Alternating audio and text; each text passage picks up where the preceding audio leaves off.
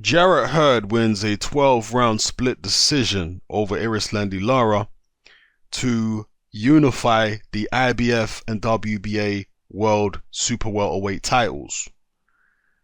It was a good fight. Erislandy Lara started very brightly. He was picking the cleaner shots against Jarrett Hurd.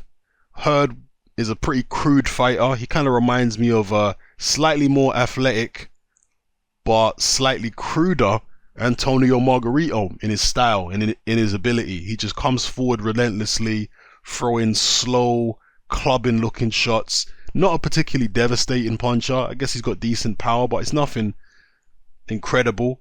He's, as I say, quite slow. Not really much of a defense there. He's just a very big, imposing figure. And not really much technique either. He's just a big, imposing figure. Bizarrely, he apparently weighed slightly less than Erislandy Lara in the ring on the night. And I say bizarrely because to look at them, Jarrett Hurd looked 2 weight divisions bigger than Erislandy Lara. But somehow, they say he weighed less. I don't know, maybe he's got hollow bones. But yeah, Lara started brightly, picking off Hurd with nice counters, clean punches. Lara didn't move as much in this fight as he has in a lot of his previous fights. He stood his ground and traded a lot more. And I think there are 2 reasons for that. I think one, because of Lara's age. I think he's finding it a bit more difficult to continuously move around the ring. And also, I think when he tasted Jarrett Hurd's punching power and he saw how easy it was to catch Jarrett Hurd up close, I think Lara felt like, you know what, I can stand and trade with this guy because his punching power is not that great. He's quite easy to hit. His punches are quite slow, so I can block and avoid most of them. I think these are the reasons why Erislandy Lara elected to actually stand and trade with Jarrett Hurd rather than moving. So he was doing a pretty good job of it early in the fight. Got himself off to a lead for my money. But after the halfway stage, Jarrett Hurd's physical strength, his youth, his energy, his work rate started to take its toll on Erislandy Lara. And gradually, Lara started slowing down. He was still picking good shots here and there, don't get it twisted. It was mainly actually in the last, I want to say 4 rounds of the fight, where he started shipping some proper punishment. And in the 12th round, he was eventually dropped and cut. His eye was badly swollen, he was cut, and he eventually got dropped. And it was a legitimate knockdown, so there was no issue there.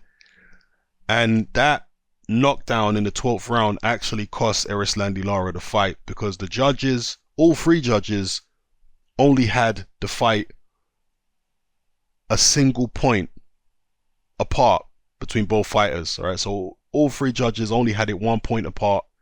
The first judge had it 114 to 113 for Lara, and the other 2 judges had it 114 to 113 for Jarrett Hurd. So again, if Lara had avoided being knocked down, would have been a different result. But his trainer, Ronnie Shields, has come out and said that Lara was robbed. Lara himself has said that he believed he was winning the fight comfortably going into the 12th round.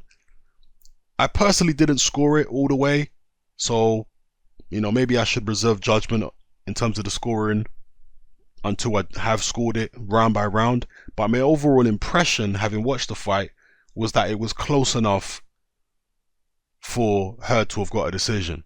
That was my overall impression, not having scored it round by round. Maybe if I score it round by round, I might think, hang on, Lara should have won this. But, my overall impression was Lara definitely did the better work. He definitely landed the more eye-catching shots, but there may have been some rounds, or quite a few rounds in there, where Hurd just outworked Lara. Put a lot of pressure on him, and it's a visual as well for the judges, because sometimes with these smaller guys, and I say smaller, they're smaller than, I guess, light heavyweights or whatever, they're big guys still, but a lot of the time with the smaller guys in the lower weight divisions, it's hard for the judges to see all the punches that land, because these guys are fast, because they're moving all around the ring. So they're not sure exactly what lands and what don't.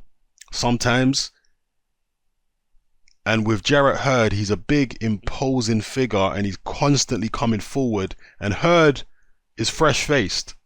He don't have a bunch of bruises and bumps and cuts on his face.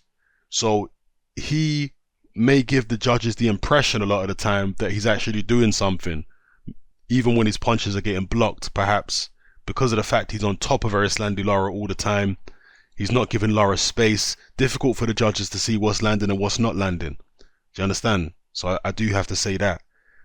So yeah, Jarrett Hurd becomes the unified IBF and WBA super welterweight or light middleweight champion. I think Lara, where does he go from here? I don't know. Maybe he could try to get a rematch, but I've heard Jarrett Hurd's people say we're not interested in a rematch already. I don't know, man. It's going to be difficult for Lara to get fights because he's such a negative fighter most of the time. Although this time he wasn't too negative, but most of the time he is negative, and he can box negative, and he's very awkward. He's difficult to hit. I can't see many fighters out there wanting to fight him. This is one of the issues. So I'm not sure where Erislandy Lara goes for me. I still think he's got something left, you know, even though he did fade late in this fight, which is kind of uncharacteristic of him because we've seen him show very, very good stamina throughout his career. Perhaps it was just the pressure of Jarrett Hurd that caused him to fade. I don't know. But then again, you know, Canelo was relentless with his pressure against Erislandy Lara, but Lara's stamina held up much better in that fight. Still, I don't know where Lara goes because I don't think opportunities are going to be very forthcoming. And as far as Jarrett Hurd, I would pick Jamel Charlo over Jarrett Hurd every day of the week and twice on Sunday. In fact, Jarrett Hurd at first glance looks like a poor man's version of Jamel Charlo. But Charlo is so much faster, he's more skillful, he's more powerful. He looks just as big as Jarrett Hurd, right? These are very big junior middleweights here. He looks just as big as Hurd, but he's just far more explosive, far more powerful, fast, skillful. He just looks like a way better fighter than Jarrett Hurd. Maybe I'm underestimating Hurd. Maybe his relentlessness, maybe he's got a tremendous chin. I don't know what it is, but perhaps he'll give Charlo far more trouble than I'm giving him credit for. But if the fight was to be made tomorrow, I'd be picking Charlo all day long over Jarrett Hurd. And you've also got Saddam Ali out there. Saddam Ali looks like food to a lot of these junior middleweights because he's not really a junior middleweight, and he's definitely seen as the weakest of the bunch. So anyway, drop your comments in the comment section below. Let me know how you felt about this fight. How did you have it scored? There are some people talking about fight of the year candidate. I don't think it was that good.